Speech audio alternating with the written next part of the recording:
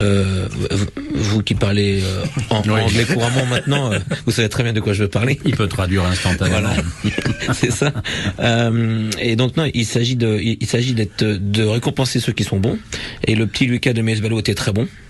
Et Martin était bon aussi, et ça m'a permis d'allier l'utile à l'agréable en ménageant Nick, en le gardant frais pour la fin du match et en faisant en sorte qu'il ne prenne pas de risque par rapport à son ancienne blessure. Ce jeune de 18 ans est étonnant quand même. Moi je connais, puisque la petite anecdote, quand j'étais à Rouen il y a encore 5-6 ans, il avait 13 ans. Et on était à la salle des cotonniers, et moi je shootais entre midi et 2. La vieille salle. À la vieille salle. Et lui il venait entre midi et 2, shootait aussi, il me ramassait mes ballons. Et donc j'ai dit tiens, celui-là quand même c'est quand même un sacré mordu.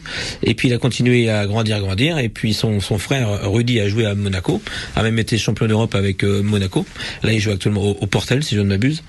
Et Lucas, je l'ai mis sur un terrain à 17 ans en Pro B aussi, parce qu'il a une facilité avec le ballon qui est déconcertante, et il joue les pics de manière incroyable, il a peur de rien, et je crois qu'il jouerait pareil en départemental ou en NBA, il y a rien qui l'effraie vraiment. Je sais pas s'il se rend pas compte ou s'il a le talent, mais en tout cas il est très facile offensivement parlant, et donc c'est facile de le mettre parce que le niveau de l'équipe ne baisse pas quand il est sur le terrain, voire même il l'augmente. J'en veux pour preuve le plus-moins du match face à Vichy, où il a même, et je crois que c'est le meilleur. Si je ne m'abuse, il est à plus 16 pendant que lui est sur le terrain. Donc c'est pas un cadeau, c'est pas parce que je le connais, c'est parce qu'il le mérite. Alors Raphaël Dubourg et après Lionel Dagès. Sur la même veine, sur Lucas, vous hésitez jamais à lancer un jeune en fin de match quand c'est tendu? Dites pas là, il y a peut-être un risque. Alors, un risque. C'est souvent quand on est avec des jeunes, j'en ai eu pas mal.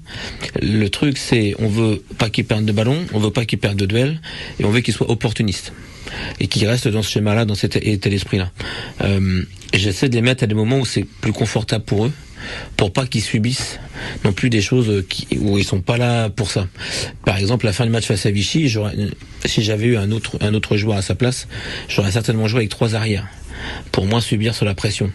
Mais Lucas, il est encore un petit peu jeune pour le coup, un petit peu vert, et je sais pas si c'était de lui rendre service que de le faire entrer à ce moment-là. Il aura son temps pour ça, et par contre en espoir, c'est ce qu'il doit vivre avec le groupe espoir dans un premier temps. Tout comme quand le match est un peu tendu ou serré, c'est pas forcément facile de le faire rentrer. Le match face à Nantes est un bon exemple, par exemple. Par contre, dès qu'il y a un petit peu d'avance ou qu'on peut faire souffler, que il est sur une dynamique un peu positive au sein de l'équipe, là c'est plus facile. Après, l'appétit vient en mangeant, et quand il commence à prouver que il peut faire face, là c'est intéressant, et je trouve que le match à Vichy, en ce sens, est plutôt révélateur, parce que Vichy c'est pas des enfants de cœur, et ce qu'il a fait, ce qu'il a montré, c'est plutôt intéressant pour la suite. Pourvu que ça dure, et faut pas que les petits cochons le mangent pendant ce temps-là.